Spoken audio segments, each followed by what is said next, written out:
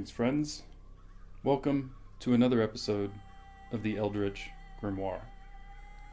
Today's episode, Chapter 4, concerns Darth Vader's personification of an elementary idea, a galactic avatar of death, the Dragon of Chaos, who, akin to all true Sith, instantiates the Western ego's pursuit of excellence without any ethical responsibility. A useful mythological framework for understanding Darth Vader's arc is that of the right and left-hand paths, succinctly articulated by Joseph Campbell. Now, there are two kinds of mythology. There's what is called the right-hand path, the mythology of the village compound that keeps you fixed in the context of your world, and then you move out. You move out into a realm of danger. This is known as the left-hand path. You follow the way of your own bliss. Here you will live a life of danger, creativity, perhaps not a respected life, but certainly an interesting one. And then there is what I would call the general mythology of the hero journey, the night sea journey, the hero quest, where the individual is going to bring forth in his life something that was never beheld before, namely the fulfillment in time and space of his own potentialities, which are peculiar to him. As detailed in the introduction, in so-called Eastern spirituality, the heroic task of the individual, of the ego, is to submit to and uphold all material and cosmic manifestations of Dharma, i.e., to follow the right-hand path. The pre- or non-Christian Western ego, however, follows the left-hand path. That is, the Western ego, the Western hero, disrupts dharmic boundaries to delve into the deep, the land of dreams and madness, to confront the absolute, become changed by it in some fundamental way, and then return to material reality as both hero and monster. A being who can accomplish wonders, but is no longer suited to the society whose boundaries he or she has violated in realizing his or her heroic, individual potentiality. We can conceive the absolute, or in Star Wars, the cosmic force, as the eternal serpent, the Ouroboros. This serpent exists in a constant state of endless creation and destruction that can be viewed with equal validity as a dance or conflict between light and dark. And it is this engagement, however perceived, the eternal return, which structures all individual and collective realities, the incalculable cycles it comprises. The Western perspective, then, is one of conflict, which drives the inevitable tragedy of all triumphs of the individual will. No matter how glorious or powerful, heroes and their egos always die, subsumed within the absolute, consumed by the Dragon of Chaos, which they may momentarily overcome, but can never conquer. In short, Western heroes are heroic because they exhibit cosmic valor. That is, these heroes confront their fate with their destiny, but can never alter the former. Hence, they are ultimately devoured by the abyss, by Kali, master of time, death, and change, by the dark side of the Force. Accordingly, it is not the death of Shmi or his subsequent massacre of the Sand People that leads Anakin Skywalker to become Darth Vader.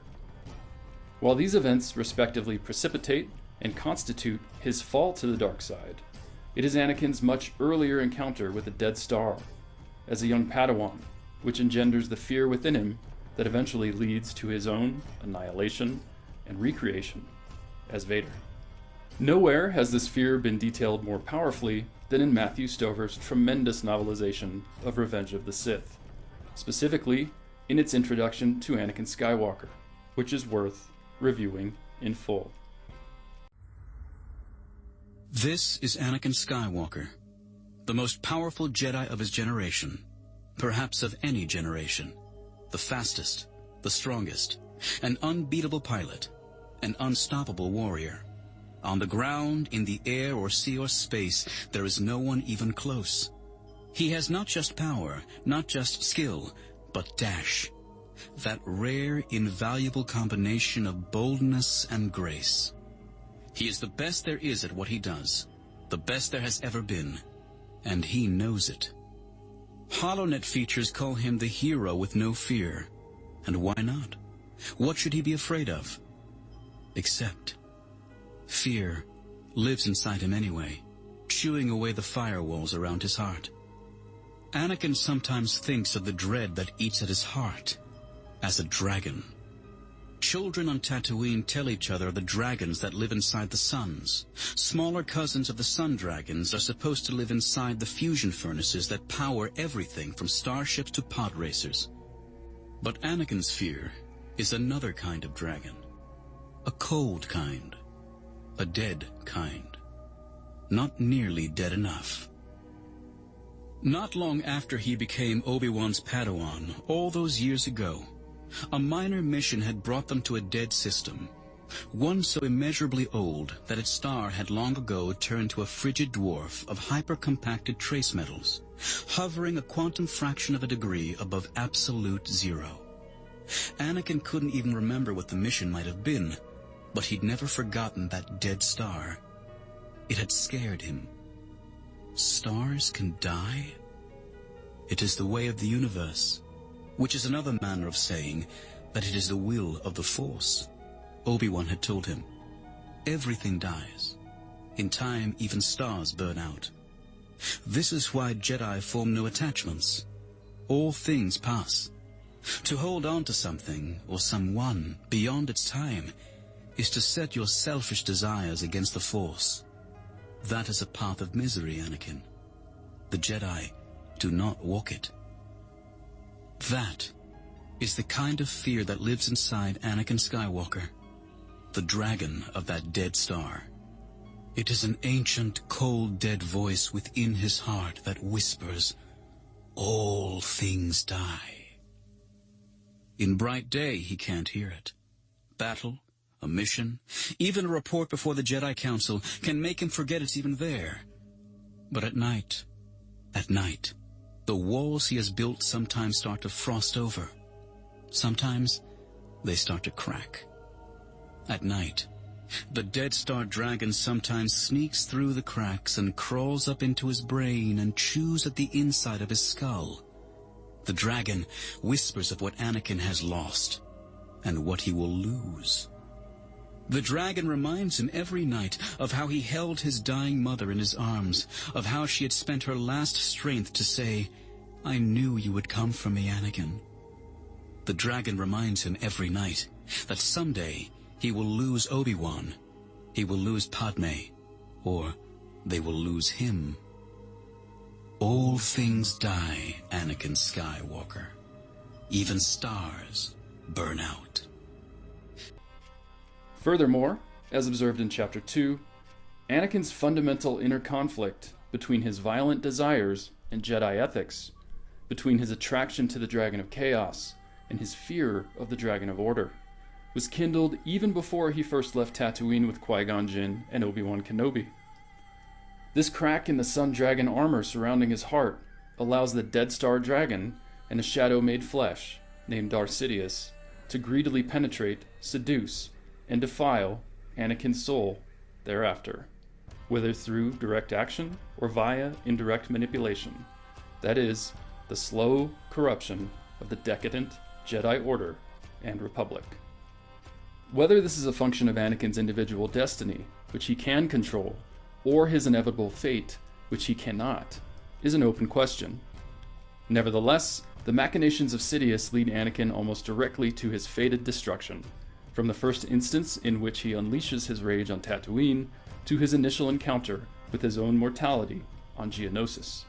That is, in Episode 2, Attack of the Clones, Anakin is forcefully driven across the threshold between adolescence and adulthood, between teenage audacity and heroic valor, by forces beyond his control.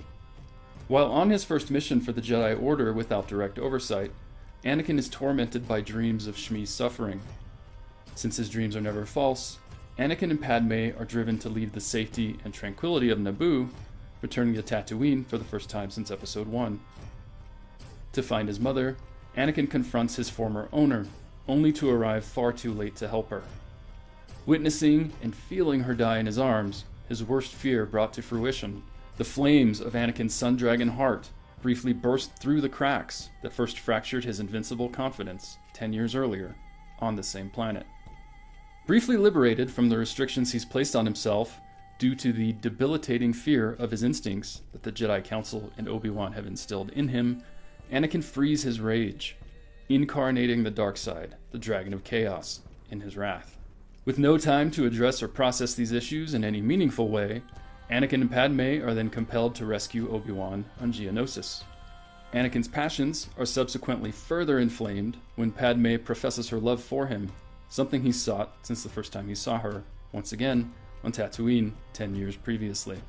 Anakin's painful transition into adulthood is thus forcibly concluded when he confronts the Dragon of Chaos in a different form, that of the Dark Jedi and self-styled Sith Count Dooku. Incapable of channeling his rage to his advantage against perhaps the greatest fencer of his day, Anakin confronts his death alone, in the dark, the red and blue glares of the lightsabers at play, representing both his and Dooku's moral confusion. In short, as his adolescence and status as a Padawan come to an end, Anakin must repeatedly confront love and death, which for him are inextricably entwined with his fear, guilt, and rage. Like all Western heroes, his exhibition of cosmic valor amid the sacrifice of his arm is thus rewarded with a permanent alteration that renders him somewhat monstrous, a lifeless, mechanical appendage incapable of feeling the physical world, let alone communing with the Force. In this respect, the loss of Anakin's arm is a kind of sacrifice of himself to himself. It is a loss of humanity that can never be replaced, akin to his permanent loss of Shmi, and with her, the last vestiges of the hope-filled innocence that fueled his sun dragon heart as a boy. In short, Anakin is consumed by his shadow, by his personal unconscious. And it is these shocks that have set up the slant, the posture, the structuring attitude of the individual to life. It's these that constitute the personal unconscious. The shocks that will have upset and transformed the life experience of one person will not be precisely the same as those that will have done so for another. And so the shadow is the order of what Jung calls the personal unconscious. Hence, having gazed into the abyss without blinking, Anakin's boyhood innocence is replaced with an undying rage that will ultimately bring balance to the Force, ensuring the fate of the Chosen One is fulfilled as he burns on a funeral pyre of his own making. Such sacrifices are fundamental to Western mythology at the highest levels. A clear example thereof occurs in stanzas 138 to 139 of the Norse Havamal, part of the Poetic Edda, the least Christianized surviving source of Scandinavian mythology. In these famous, and often misinterpreted stanzas, Odin also sacrifices himself to himself. In a rite, he describes as follows: I know that I hung on that wind-rocked tree 9 whole days and nights, with a spear wounded, and to Odin offered myself to myself. High on that tree, of which no one knows from what root it springs. None refreshed me ever with loaf or horn. I peered right down into the deep. I took up the runes, shrieking I took them, and forthwith back I fell. Notably, as this and other myths in the Poetic Edda indicate, Odin is no less subject to Orlog, or fate, than any other being within the boundaries of Yggdrasil, the mythical world tree that structures the material cosmos. That is, Odin is fully cognizant that his fate is to fail in his defense of the cosmos against the forces of destruction during Ragnarok, to be devoured by Loki's progeny, the wolf Fenrir, even as the cosmos and everything within it are immolated by Surtur to give rise to a new cycle in the eternal return. Odin therefore constantly seeks new wisdom, new paths to power that can alter his weird, his destiny, through ascetic rites, as well as sacrifices of Midgard's mightiest heroes, and even his own body, to himself. Crucially, then, in these stanzas from the Havamal, Odin does not sacrifice himself for the benefit of humanity, or to somehow absolve the cosmos of evil. Rather, mirroring the code of the Sith, he simply aims to increase his own strength, his own power, to gain ultimate victory over death and the natural order by breaking his chains of fate. Like the Sith, Odin's only ethical obligation is thus increasing his own power, not for the benefit of humanity or the cosmos, but in a fruitless attempt to alter his unchangeable fate, his inevitable death, by manipulating his destiny.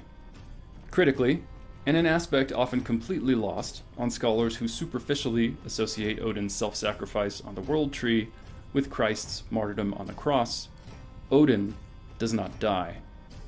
Instead, through this graphically violent and clearly shamanic rite and sacrifice, he is able to attain direct access to the deep, where absolute consciousness resides, which mystics in the East obtain through their patient devotion to peace, compassion, and serenity.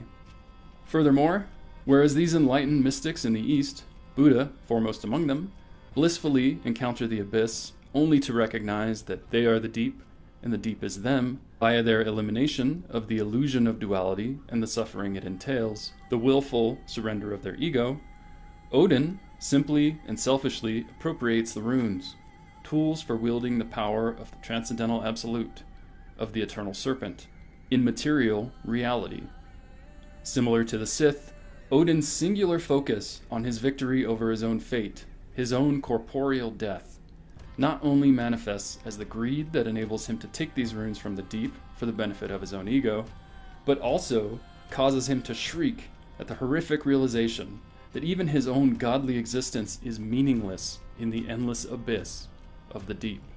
This horror even causes him to fall from the world tree, forever changed by his exhibition of cosmic valor in this encounter with the Dragon of Chaos.